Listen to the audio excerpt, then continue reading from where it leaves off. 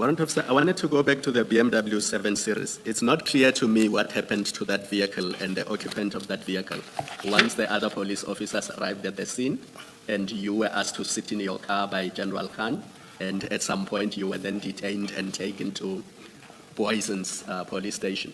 That's correct. What happened to the BMW RF7 Series and the occupant of that vehicle? Was he also arrested?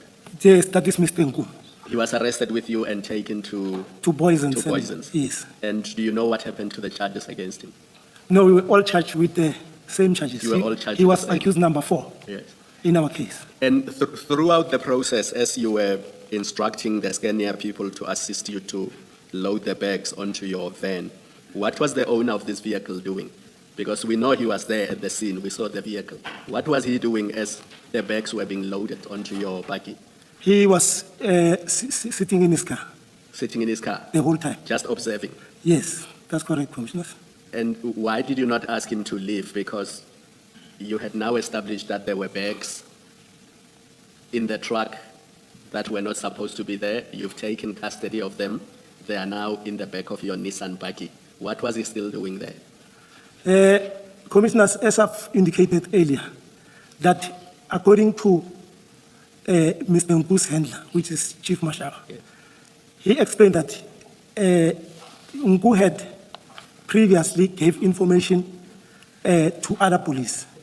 So the outcome tends that the information was positive, but Nku was told that they didn't find anything. Yes. Now, we are at the stage where his information has checked out. You've now established that there are these bags in the container. You've asked that the truck be moved forward so that you can remove the bags from the container. The bags are being removed. You even said you effected arrest of 3 people, the driver and 2 other people. My question is, the information has checked out. What is the occupant of the BMW still doing there? Because now you know that he has given you the information with Mashaba. The information has checked out. Why do you not excuse him? Why does he remain at the scene together with these bags while all of you are there? Was the plan that you were going to leave together with him and go book these drugs in his presence? No. So what was he still doing there? I definitely cannot answer to that one. Because you now had custody of the drugs. They are in your van. They are not in Mashaba's car. That's correct, Commissioner. And you can explain why he remained at the crime scene. I would say so. But you're a police officer, warrant officer. No, I agree. Were you not putting him in danger? You've recovered, we now know, 715 kilograms of cocaine. And you know who the informant is who assisted the police in that regard. Are you not exposing the informant to danger? Because if those drugs belonged to the people at Scania, then surely they would know who the informant was, because he's in plain sight, parked his car next to Mashaba's vehicle. Was that not a concern for you? No, it didn't cross my mind. I have a worry that the presence of that person there was to look at those drugs and to see what was to happen to them. And I put it no higher than that it is a worry and a suspicion. I'm not stating it as a fact, and I'm doing it only to test your thought on this issue. I want to hear what your comment is. Really, I won't have an honest answer to that. I would also say it can, in fact, it was worrying. But since, Commissioners, this guy was not taking any part, and he was always in his car. Yeah, because informants usually don't want to be found out. They don't expose themselves and show whoever the perpetrator is that I'm part of this operation. That's not consistent with behavior of an informant. An informant gives information and they have nothing to do with the operation. But this one that follows the police and goes to the scene of the raid and remains until he's arrested later in the day, I find that really troubling. I don't have any comment for that, Commissioner. Thank you. We also heard from evidence here that, in fact, police officers refuse to tell other police officers who their informants are because they don't want to place their sources at risk. And here you are in full plain sight of everybody, the police, the Scania people who are members of the public, really, but as Commissioner Khumalo says, the person who has made a disclosure about the drugs, you, the one SAPS member who was early on the scene, do not see the risk or problem of exposing someone who has been said to be an informer.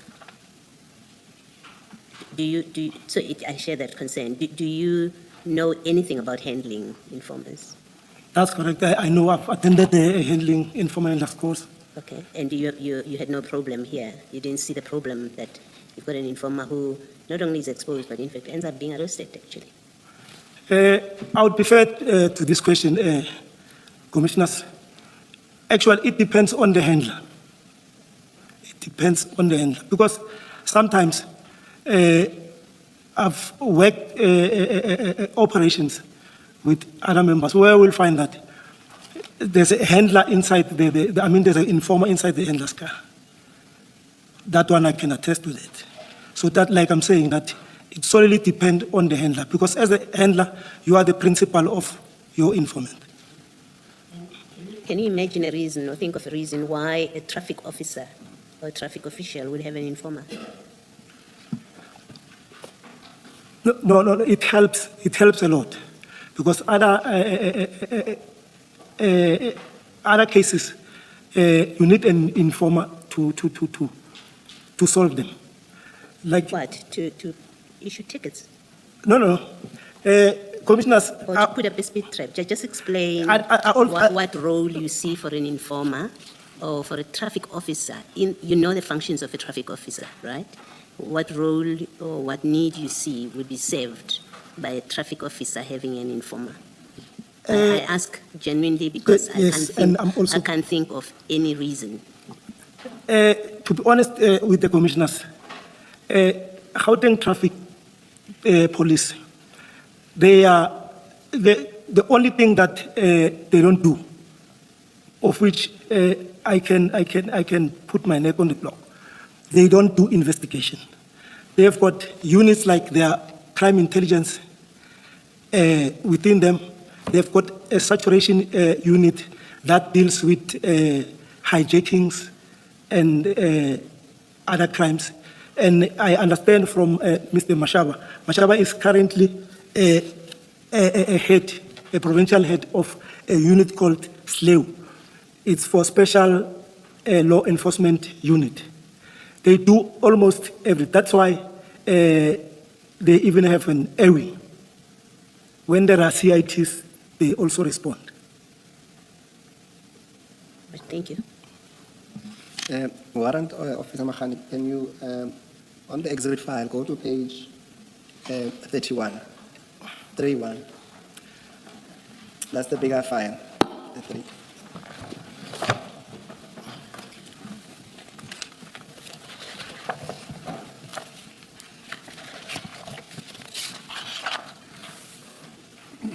That is the inside. That is the inside of the BMW. You accept that on the picture? I see it, Commissioners. You accept that that it's the inside of the BMW. I see this picture. You see the steering. What's on the steering there? What emblem is there? Oh, next to the thing, there's water. No, on the steering, the emblem is there. It's the BMW. Thank you.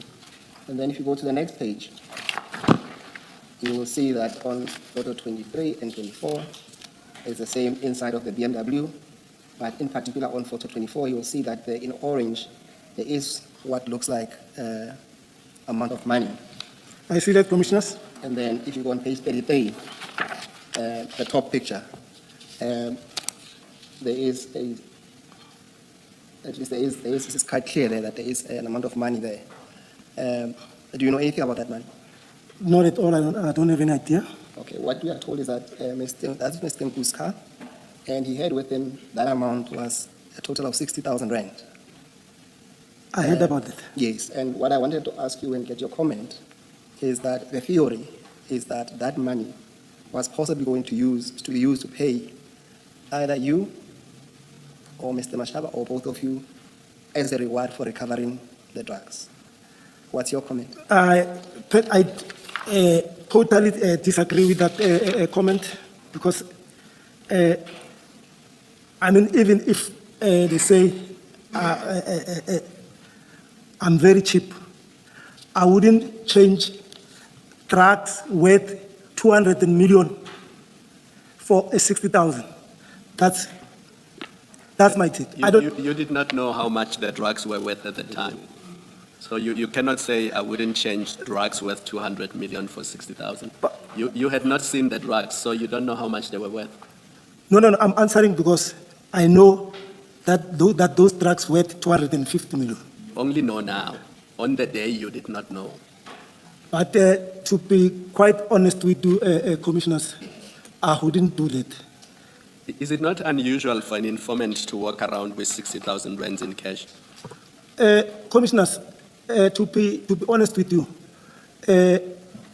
Mr. Nku, when he was introduced to me, because I wanted to have a background, but even though we didn't engage much because of time and everything, I was told he is a businessman who was in the distribution sector. He had some distribution companies in Limbo. Distribution of what? Coke and Cocaine? No. Coca-Cola. Not the Coke as in cocaine. No, just clarifying. No, not that one. And because it was for the first time, he looked presentable and smart and everything. And driving a new 7 Series BMW. That's correct. You said you were told he's an informer. No. He's an informer. Besides being an informer, he was running his business, not that he was living as an informer. No. Let's go to page 396, warrant of Samahan. Can you just page 35 and 36?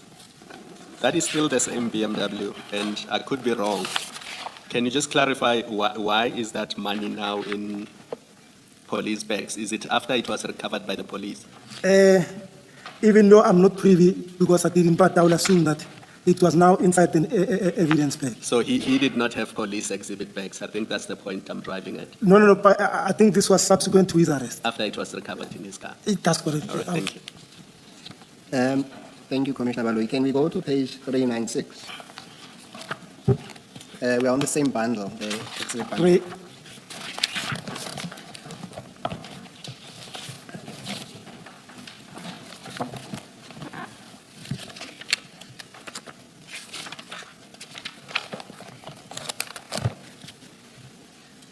Now, during your exchange with Commissioner Baloyi, you were quite adamant that while your black baggie was loaded, you were nowhere in position or of intention to leave the premises. That's correct. Can you then please, for the record, read in what is stated there at paragraph 6, just to assist you in terms of, this is a statement by one Jolene Wenzel or Kukamur, as it seems to be a maiden surname, of Scania. As we opened the container, black bags fell out of the container and the police officer said it was drugs. The police then instructed us to load them inside the Nissan buggy, and after loading them, the toll officer came with cable ties and said he is arresting us. He was arresting me for receiving the goods. The driver was transporting the goods from Devon, and Cornelius, because the goods belonged to him.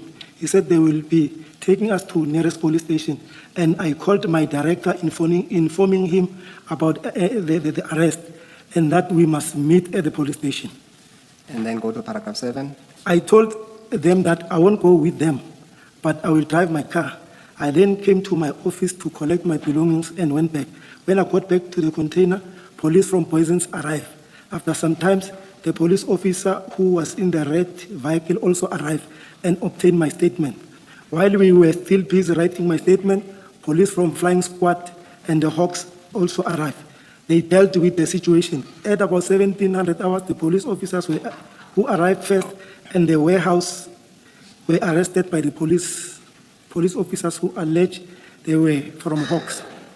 No, that's fine. You can leave it there. What I wanted to demonstrate to you is that even this evidence by Jolene, it accords with what you had informed your colleagues, that you were going to leave the premises. And as Commissioner Baloyi, in fact, suggested to you that it is the presence or the arrival of the Poisons that stopped your move, as it's quite clear here that Ms. Jolene was informed that she will be taken to the police station And the only thing she asked is that I told him that I won't go with them, but I will drive my car. And then he went to the office to collect belongings and went back. What is your comment? I differ with this statement from Jolene. I differ completely so. You differ in respect of what? That we were intending to leave before the scene was processed. I still stand by my words. That So then your testimony is that she is incorrect to say that, and then Warrant Officer Phakula has to be also incorrect, and also because the same information was relayed to Captain Midupi, that is also incorrect. So you have three people, according to you, that are lying about your intentions to leave. And the only person who's telling the truth is you, that you never intended to leave, despite your bike being in a position to go. I'm the one who was at the scene. Like I'm saying, it was still early for us to leave the scene. The scene was still going to be processed. I still maintain that if we had intention to leave, we would have left even before the poisons arrived, because they came 30 minutes late. We'll come back to that, because it was what we know is that at least you were distracted by the falling of the bag. One of the bags was stuck. That's why you couldn't leave as quickly as you wanted to. What do you say to that? I also say that's not correct. Like now we're talking about the intention to leave, and there are allegations or hearsays that my buggy was blocked while leaving the scene, and I can challenge this commission that if that is the case, if a footage can be brought that will suggest that my car was leaving, then I must go straight to jail. No, the evidence, it's quite clear, and we've seen from the photos, is that your bike was loaded. You yourself testified that you told the officers from Boysons that you were going to take those, so you were leaving, you were going to take those bags with you to Alberton. The same message is contained in more than two statements, two statements by Warrant Officer Phakula and one statement by Captain Midupi, and also the fourth person now, but it's a fourth statement by Jolene Kukamur, says the same thing of your intention to leave. Like I'm saying, I won't agree to this, and I don't even agree to that our intention was to leave the scene. That is incorrect.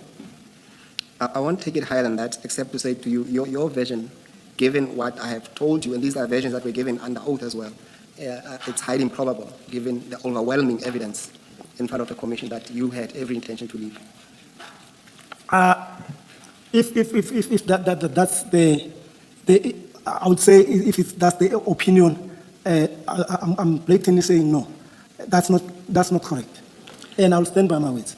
Yes, no, that I understand to be your final answer, despite the overwhelming evidence, and you say that the only time you lied is that you lied to the Boysons officials about your intention to leave and take those to Alberton.